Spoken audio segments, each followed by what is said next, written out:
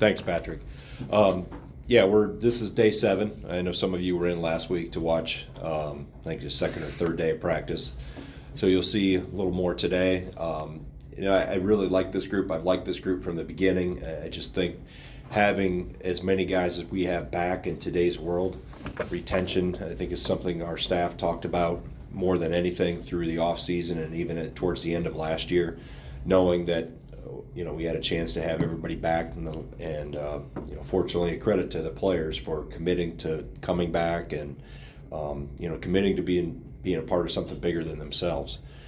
And obviously, the newcomers have fit right in, whether it's been the 4 freshmen or AJ from the transfer world. So, like I said, I like where they are. We got a long ways to go. A lot of depth, more size. Obviously, experience is evident. That's very obvious. But our younger guys have really stepped in and challenged the older guys, and the competition is as intense and at a level that which is a very good thing for us. So it's going to make decisions hard for myself, and my staff in terms of who plays and who gets how many minutes.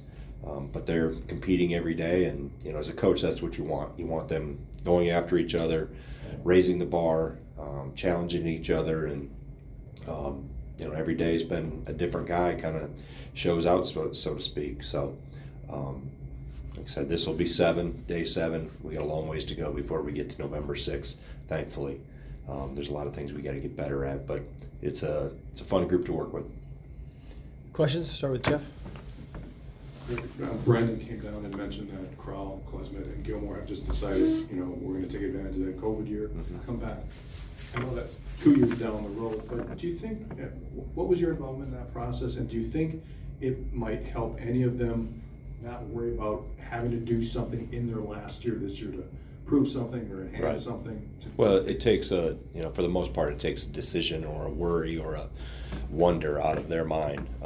We talked about it long before, the last couple of days. It was even last spring with all of them. Hey, you have the option to have 2 years left. And they told me at that time, I want to come back. I want to be here. Unless I have a golden ticket somewhere. They're lottery picks. I'll shove them out the door with both hands. But, I think they just understand the value of the experience here, and when you have 3 guys like that bring this much experience to the table, they've been great for the young guys, and it weighed in our mind in terms of how we've dispersed scholarships in 24 and what we're doing in 25, knowing that that's a bigger, in our own state, that's a bigger class anyway, and ironically we're going to have more seats open at the table when we get to that point.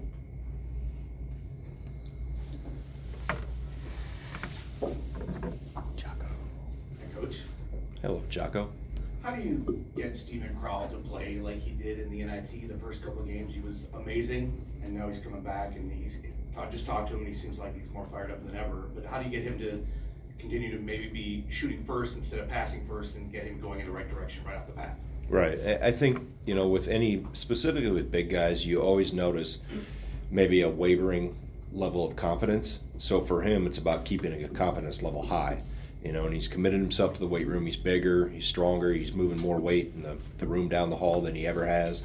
And I think it shows, and it's showed in his mindset of really trying to dominate when he has the ball, specifically in the paint. So with every big guy we probably have come through here, there's a point in time when they cross that bridge that the confidence sticks and it stays. So that's the plan with Steve, is that he's there, and that's going to be nothing but better days ahead, and continue to build off how he finished last year. James. Greg, I know it's early, but how much do you envision your 2 true freshman big men playing this year? It's early. I mean, it's they both have done good things. Gus missed pretty much all of last week, at least from contact situations. Was back Monday, has been back Monday and Tuesday, and has been really good. So, and Nolan just he even obviously caught our attention this summer. Just I think a little further along we had envisioned, but different. They're both different in how they play and what they bring to the table. So, I think that's. I'm not bashful to play young guys. I think I've shown that. So and just keep competing, keep getting better every day. And I think, like I said, they both a little different. Gus's moxie and IQ and those things, and not that Nolan's IQ is really good too, but he's 7 feet and Gus is 6'8", 6'9". Nolan I think can play some at the 4. He's shown how he can move and his versatility. So I think it gives us some. That's part of the depth that I alluded to in the opening statement. That I like that we can. We're bigger and deeper than we've been in a while. Evan. Coach, Gus looks a lot different physically than he did last summer. I think he said he's down 42 pounds. Obviously, it's a different situation in Lou, where he's got more time to focus on that Right. stuff and doesn't have all the other extracurricular activities. But what did that tell you about him? Just the way he took his body and his health seriously to that manner, where he started running, I think, half marathons to get that weight down. Right. I mean, he changed his eating habits too. I know he's cut a lot of the junk food and sugars out. And when I talked to him about it, and that was really on his own decision. I mean, that was going to be something we would help him shape once he got here. But he jumped on it before he ever got here. So I think now it's a matter of, all right, he's lost that weight. Now how do we make sure he's at the functional weight and has the strength? And I think that's the one thing that with Coach Schneider in the room next door, that getting him stronger, while at the same time, keeping him, lighter of foot and more mobile, like he's made himself as he's, kind of reshaped his body. Rohan. Coach, last week you talked about how offenses are continually evolving out there. Some of the guys said that they're looking to play faster this year. Are you guys going to make a conceded effort in trying to play faster this year, and how do you think that might go about? Well, you always want to play faster and get easy baskets, but the other team in the other jersey sometimes, has a different idea. So, yes, if we can get something easy in transition, I think, we've got an experienced point guard now. We've got some depth behind him. Our bigs are pretty mobile in terms of running the middle of the floor. And then, as I tell all of them, just be responsible with the ball. The pace of play is something that, gets maybe over-exaggerated in terms of a number. It's still about the efficiency of your offense. I mean, you look back at our 2015 team, which averaged 1.29 points per possession. It's the slowest team we've ever had here in terms of where they ranked in the pace of play. So I think, again, what really matters, the pace of play number doesn't as matter. I'm more concerned with what that 1 point, we were 1.06 last year. That's got to be 1.1 something, and there's a variety of ways to do that. Against the really good teams, you're gonna probably have a harder time getting a lot of transition baskets. They should have a hard time getting them against us because of how you transition and how you take care of the ball. But if you can get an easy 1 or 2, it's a game of easy baskets. It's easier said than done, but our efficiency has to go up, and if that's a piece of making our efficiency go up, then I'm all for it. Tommy. The video came out over the offseason of you in practice telling the team that things are going to be different this year. I'm just curious about what you meant by that. What exactly has been different? I think our approach in the spring with the weight room, I didn't do any. I mean, that was a little canned media too. Is it Don or Donald? Donnie. Donnie. All right. We changed how we approached the spring. We went all weight room, nothing instructional on the court, because we had a long season from June through the foreign trip last year into playing at the end of March. I felt the weight room was a big piece of us taking another step, specifically having all these guys back. And then through the summer, with what Jim did, some conditioning, more intense things in the summer that maybe we hold back with until the fall. And then the fall we added some extra things on the hill. And then we'll do some extra things in practice too, that above and beyond maybe what we've ever done in the past. So it's just it's part conditioning, it's part mentally, taking another step. So I told them that day that they're ready to be challenged. you got to be cautious if you do it with a group that's too young or maybe not ready for it. This group is ready for, the schedule's going to challenge them, but we have to challenge them every day in practice too, and push them and get them out of their comfort zone, which, they've done a good job of doing that with each other, but our staff has done a good job of pushing the bar too.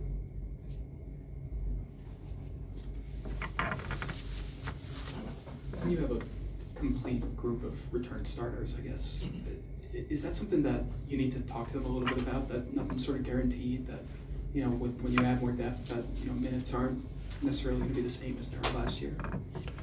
Well, I don't think I have to say much. They see what the competition level is in practice. So, returning starter, that's last year. I haven't named any starters yet this year, so it's open season on minutes. So they go after it every day, and I have my list that I keep to myself of my observations and evaluations from each day, and there's movement in that list every day. Some guys drop, some guys move up, some guys that didn't appear a week ago now appear on the list. So, like I said earlier, when we get to that point in a month or maybe beyond, because there may be some experimenting yet going after we hit the first game, it's a good thing because we've got competition in practice at all positions.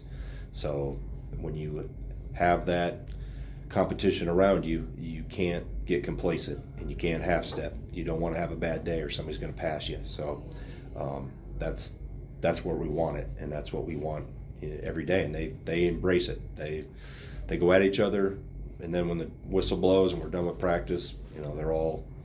You saw the new locker room. They're all buddies in the locker room and buddies off the court. So that's the culture is really good, and I think that's getting all these guys to come back is a big piece of that.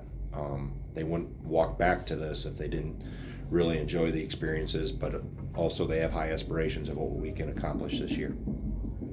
Greg, talking about two of your starters, Chuck, you said that you wanted to hit the weight rooms and work on his finishing. Connor said that he actually sought out his own personal trainer too versus doing his own thing. How have you seen those two guys make the leaps that they needed to in those aspects over the offseason? Yeah, I think both different. I think Chucky, as guys go through their career, they kind of find through experimentation, some of it's success, some of it's failure, what's right for them and their body. And this really was Chucky's, he made the movement towards this over a year ago when he mentioned about Gus changing his diet. Chucky has changed his too of consumption. We could all probably take lessons from how he eats, but he wanted to slim down, trim down, become leaner, lower body fat percentage, higher muscle mass, and it fluctuated with what you weigh necessarily doesn't really always lead to success. So more sometimes isn't better. And we've had guys do that throughout their career in the 20 plus years that I've been here.